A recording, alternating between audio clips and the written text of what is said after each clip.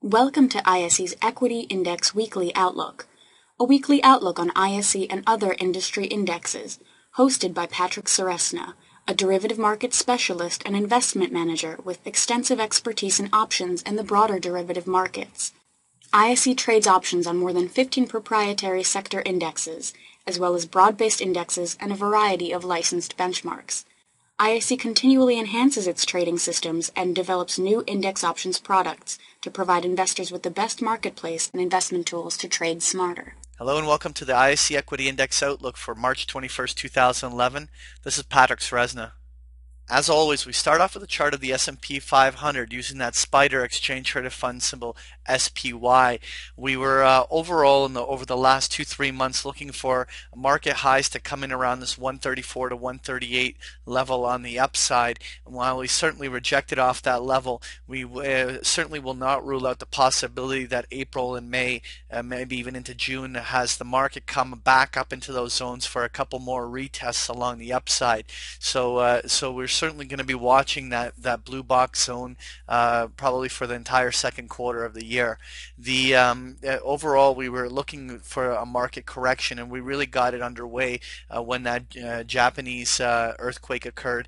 More or less, when we said any break of the 130 level will have that market correction get underway. We now certainly have moved all the way down to about the 126, 127 zone, which I now made an adjusted focal point at. Really, how does everything play out from here? Well, because this is an event-driven catalyst, especially about the uncertainties of how bad the radiation will be, and certainly the military action in Libya and other things like that are creating the short-term uncertainty.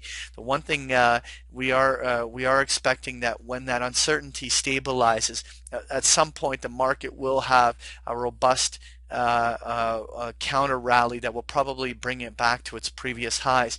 So now the one thing though we don't know is whether or not there's one more leg lower. If the situation, let's say in Japan, gets worse before it gets better, then this after a little bit of a bounce, so long as we stay below 130, we can't rule out even a test as low as the 122 to 123 area on the downside.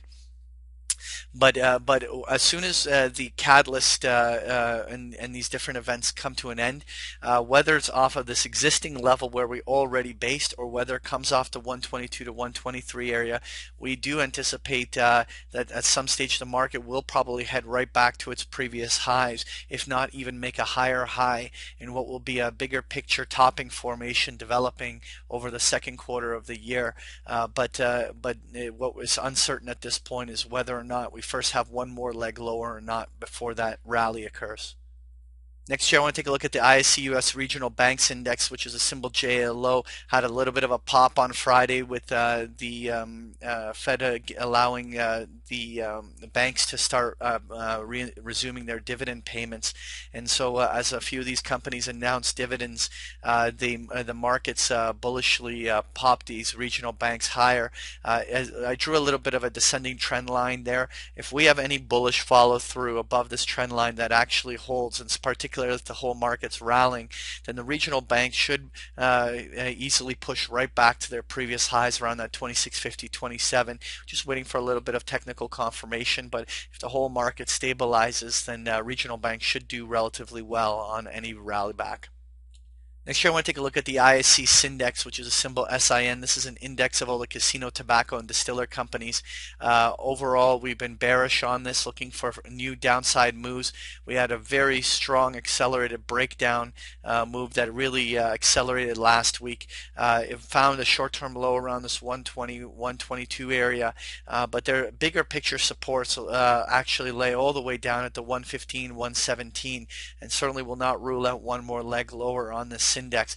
Overall, we've been talking about a market correction that needed to occur, but at some point the Syndex will stabilize and probably have a strong counter rally, maybe not making it to its previous highs, but if the whole market does bounce, we do anticipate this is a sector that will bounce with it. Next here, I want to take a look at the ISE Home Builders Index, which is a symbol RUF. We draw a descending trend line downwards this way to kind of mark off the entire wedging formation lower. This 950 to 970 held very well last week in spite of all of that aggressive selling. The home builders really did not sell. I find that particularly worth noting and observing, as if the market counter rallies, the fact that the home builders never significantly dropped last week may be a sign that they're being accumulated, which means that counter rally higher could actually occur not only up to the 10 to 1020 area, but if we have any bullish price action get above that green zone, then actually would mark the beginning of another full rally higher in the home builders. So it's too early to be already trying to call that trend, but if we see bullish price action above that 10-10-20 area, we'll start looking for bullish scenarios. Next here, I want to take a look at that ISE Natural Gas Index, which is symbol FUM. It has held up very well along the downside supports as it's rallied back all the way to its previous highs. If we have any bullish breaks on the upside, we'll have to start looking at the measurements as to where on the upside we could target for this natural gas index. Interestingly enough, natural gas as a commodity has given some sort of signs that it may in fact be reversing. If in fact we do see a short-term low on natural gas in place and the commodity itself rallies, it may actually be enough to spur this index to actually not only make a higher high, but to maybe even target some levels at 145, 150 on the upside. Finally, I want to take a look at that ISE Mini FTSE 100 Index, which is a symbol UKX. And more or less, we were stuck in that trade range for a better part of 2 months between the 590 and 610 area. With that technical break last week, it came all the way down to our 555.60 focal point on the downside. This is where we anticipate a short-term low to come in. That should be in line up with the S&P 500 somewhere along those zones. But if the whole market has one more leg lower, we could have a couple of little tests below 550, maybe one quick test down to 540 with a quick return back up into that zone. But overall, we see probably some short-term lows coming in on the FTSE along these downside. Now, if there's a failed rally attempt that rallies all the way back to 590, it can't make it back above and rolls back down, well, then we'd have to look at new downside targets, maybe even as low as 520 on the downside. But we're not going to make that kind of a forecast till we see how the price action develops over the next week. That was your ISE Equity Index Outlook. Thank you for joining me. Thank you for participating in this week's session. Please join us again next week. For more information about Patrick Ceresna and to sign up for free index options trade alerts, visit www.optionsource.net. To learn more about ISE index options, visit us at www.ise.com/indexoptions.